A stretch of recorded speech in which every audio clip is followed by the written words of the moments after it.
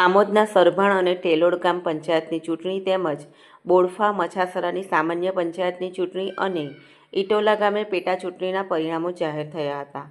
મામલતદાર કચેરી ખાતે મતગણતરી હાથ ધરવામાં આવી હતી. મતગણતરી સ્થળ ઉપર પોલીસ દ્વારા ચુસ્ત પોલીસ બંદોબસ્ત ગોઠવી દેવામાં આવ્યો હતો. ઉમેદવારો સાથે મોટી સંખ્યામાં ટેકેદારો ઉમટી પડ્યા હતા. પ્રથમ તબક્કામાં ઇટોલા ગામે સરપંચની મતગણતરી હાથ ધરવામાં આવી હતી, જેમાં સરપંચના ઉમેદવાર ફરીદ મોહમ્મદ જાદવ માત્ર 2 મતોથી વિજેતા બન્યા હતા. ટેલોડ ગામની મતગણતરી શરૂ થતાં સરપંચના ઉમેદવાર શીતલબેન જયેશ ઠાકોર 335 મતોથી વિજેતા થયા હતા, જેથી તેમના ટેકેદારોએ તેમને ફૂલહાર પહેરાવી વધાવી લીધા હતા.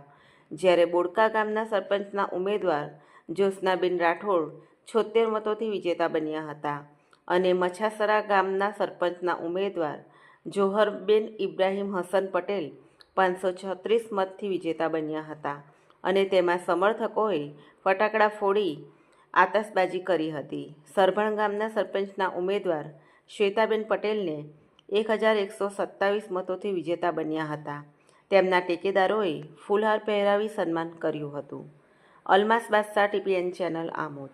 આજે જે જીત થઈ છે એ કયા મુદ્દાને લઈને તમે આ ઇલેક્શન લડ્યા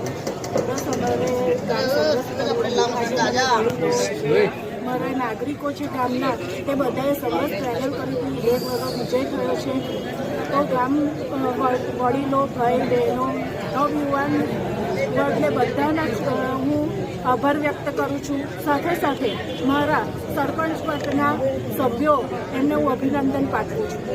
આવનાર સમયની અંદર તમારા કયા વિકાસના મુદ્દા ગામને લગતા કંઈ પણ હશે તેમાં હું સાથ સહકાર સાથે મારી પેનલ સભ્યો છું. શું કહેશો આજે જે અમે ગામની અંદર આટલી બહુમતીથી જીતા છે એને નગરજનોને શું મેસેજ આપો? ખૂબ ખૂબ આભાર. બસ આ જ રીતે રહે, આપણું ગામ એક રહે, એ જ બસ એ જ ઈચ્છા છે અને આવું જ રહેવું જોઈએ.